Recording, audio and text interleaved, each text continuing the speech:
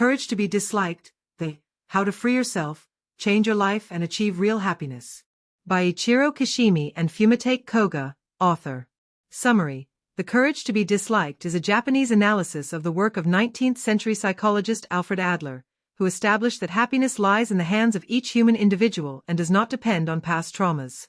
In 2016, people found conclusive evidence to prove Einstein's theory of general relativity. For over 100 years, an entire branch of physics operated under the assumption that this idea was true. Working off of an assumption might sound risky, but science has always worked this way. Everything is a theory, waiting to be proven wrong. Hence, the resurgence of old ideas shouldn't surprise us. In psychology, the works of Sigmund Freud and Carl Jung have dominated for a long time. But now, an opposing contemporary of theirs is resurfacing, Alfred Adler. The Japanese authors Ichiro Kishimi and Fumitake Koga have analyzed his work for decades and now present an adapted version of it, ready to serve us in our quest for happiness. The result is The Courage to be Disliked, an instant bestseller in Japan and now a global phenomenon, with over 3.5 million copies sold. The book tells the story of an unhappy young man who visits a philosopher on the outskirts of his city. Throughout 5 conversations, the teacher helps him take control of his own life and happiness.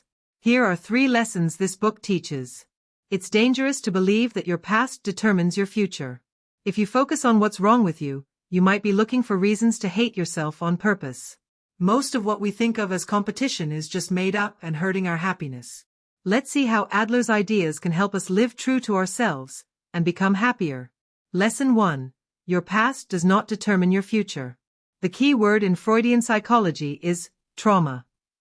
It asserts that most of our self-image takes deep root in our psyche at a young age.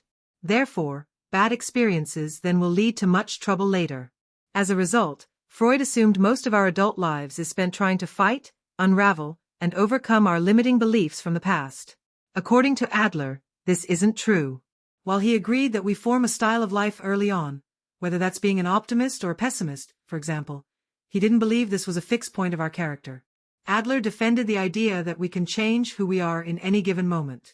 Even if you could trace all your flaws back to 2 or 3 instances in your childhood, so what? You can only change them now, in the present. You have to believe that something different can happen in order to break old patterns. And you can choose that new outlook at any time. So why not choose it right now? Lesson 2. Hating yourself is usually a way of shutting out others, rather than actually warranted.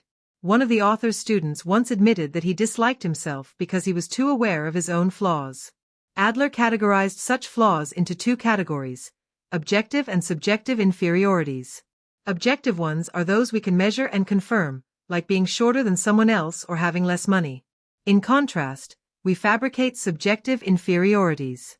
While talking to the student, Kishimi too realized that the flaws the young man saw weren't real.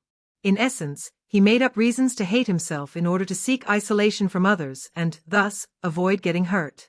His loneliness was the cause of his misery, not the effect of any actual shortcomings. Adler said the only inferiorities we have to actively deal with are the objective ones, and only if they really hinder us in reaching our goals. But the subjective ones aren't even there, so be sure to probe them before you deem yourself unworthy.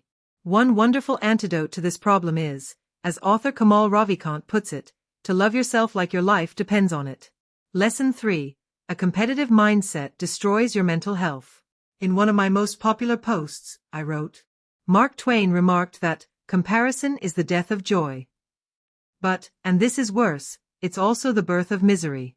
This is something Adler would agree with. He saw competitive societies as detrimental to our mental health and well-being.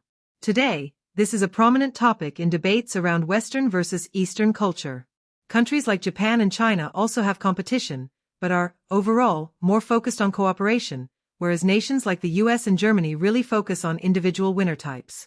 The problem is that if you believe in order to be happy, you need to come out on top of some game like earning money, getting likes, or having friends, you'll be sad either way. The losers feel bad for losing, the winners constantly worry about their success. Adler sought something much more productive to be the purpose of psychology, to help humans be courageous. Once you let go of a narrow, competitive mindset and embrace abundance, you'll never feel like anyone is holding you back. After all, there's enough to go around for everyone, and as long as you work on yourself, you can achieve anything you want.